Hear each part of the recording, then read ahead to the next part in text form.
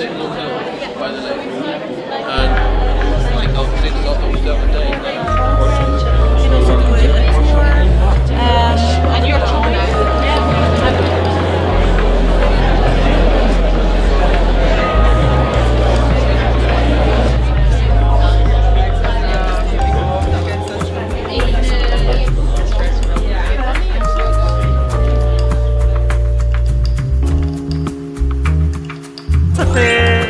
grand workshop depuis 2 ans. On devait normalement l'organiser il y a 1 an et demi. Alors voilà, enfin, il y a 40 partenaires qui sont venus et on avait 90, 90 personnes inscrites. Mais bon, on a quand même reçu quelques annulations de gens qui sont en quarantaine, qui ne veulent plus venir.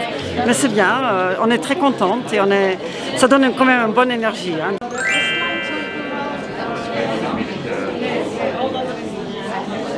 My name is Möller Síversten and I work for Visit Iceland. And I'm in charge of the Belgian market. And Iceland is a year-round destination, so you can come and visit us whichever season you like. There's a lot to see and do in Iceland. We have beautiful nature, vast open spaces, which is very good. You can go horseback riding, you can go whale watching. We have a lot of museums, good food. Depends on what kind of experience. If you want to see the Northern Light, then you should visit from September throughout April, because that's when they're visible. If you want to see the midnight sun, then you should come during the summertime. If you want to drive the ring road, then you should come for about 2 weeks. If you're looking for visit just one region, then you could stay for 4 days. My name is Tanny Por and I work at Visit Greenland. I represent the National Tourist Board of Greenland, which you can fly to from both Copenhagen and from Iceland, and it's probably one of the most up-and-coming, undiscovered destinations to date. And following the trend of Corona, it's a very interesting destination which more and more agents and tourists want to find out more about. Yeah, so we're here to help them with that. There are 2 seasons in Greenland. If you want to make it simple, there's snow and there's no snow. And most people come during the summertime, but actually the winter time, when there is snow, it's also very fascinating, and there's things like dog sledding, northern lights, snow, skiing, adventure, things like that. So there's a lot of opportunities to do there as well. Very many Belgian people coming to Greenland, but we have about 100,000 tourists a year coming.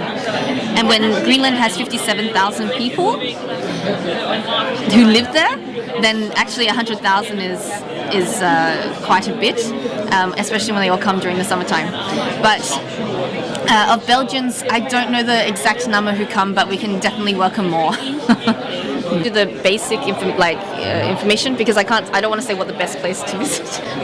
But when most people come to Greenland, they fly in from Copenhagen and they fly into Kangerlussuaq. And Kangerlussuaq, it is a hub, which is the only place which is inland in Greenland. 500 people live there right now, and it's the only place in Greenland where you can drive to the inland ice sheet. And you can also see things like wildlife, muskox, reindeer, things like that, and lots of hiking opportunities. Most people then, they might take a flight and go up to Ilulissat, which has huge icebergs the size of towers, like imagine New York City skyscrapers, but then it's actually towers.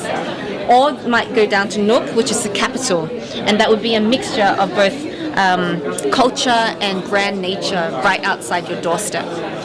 One thing about Greenland is that everybody who lives in Greenland, it's very easy to be in touch with nature there. So people who live there, they are always on everyday adventures in the backcountry, which is, just right outside their doorstep.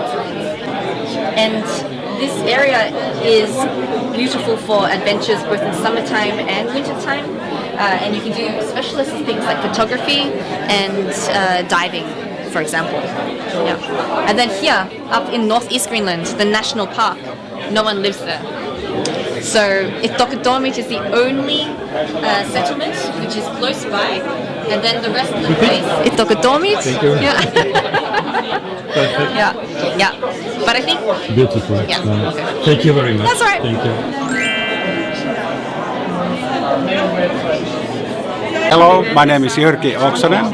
I'm from Visit Finland in Berlin. We are also responsible for the Benelux market, and we are here with the 5 countries workshop and have suppliers from all over Finland, DMOs, accommodations, and we are here to restart the travel again after the pandemic. We had a very nice development with the winter travel before the crisis, with direct flights coming to Lapland and similar, and of course we want to rebuild this business, and but we are also looking for sustainable development and all year travel to have this seasons extended, and we also have a beautiful summer season and a good product in the lake area on the coast. Apart from Lapland, and where you have the midnight sun, so it's a lot to see and experience, and I think nature is in the focus of the consumer, and there we have a beautiful product to offer, so we are here to promote that. And I think the Belgian client, once they believe Finland is a good destination and they come and experience, they love it. It's always the same.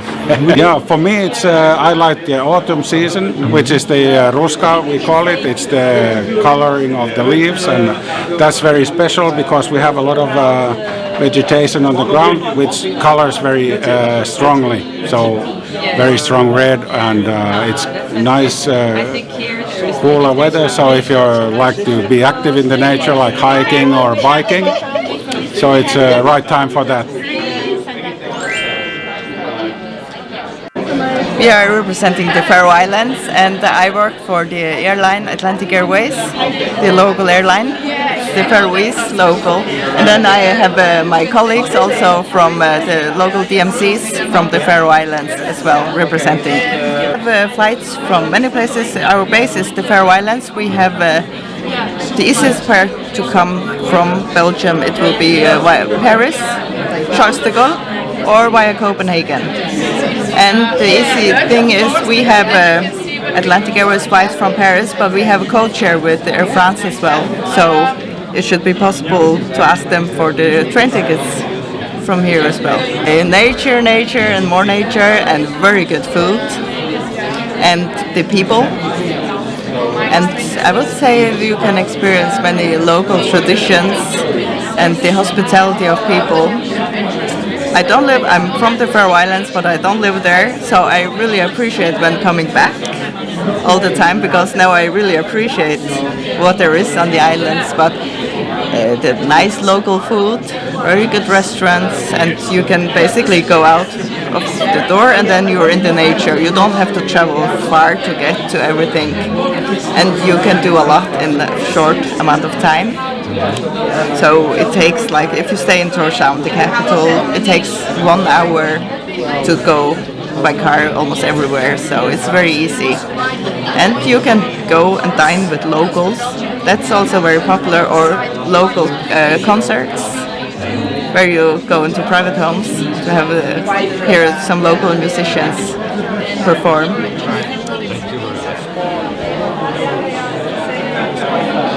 So hello, I'm Kristiina from Visit Estonia, and I represent Estonia, this little destination in the north, together with our Nordic colleagues. And usually the Belgians don't know us so well, so my task is to introduce it to the tour operators and travel agents who are present today. So hopefully we can talk all things Estonia and inspire them a little bit for making their programs, sending clients. And so from all of these 5 destinations, we are, I think, the most southern. So not that Nordic, but still a mixture of Nordic and Baltic. So I guess it's a lot of things to discover, even if it's a very small patch of land. I would say either May or September is very nice. In July, I understood that Belgians have mostly the holidays, but Estonians do too. So the islands are very popular during that time. But August is again a nice time. But for nature, for example, I would say May and September. For some hiking, for some walking, but also a city break in Tallinn. Tallinn is a vibrant, nice place.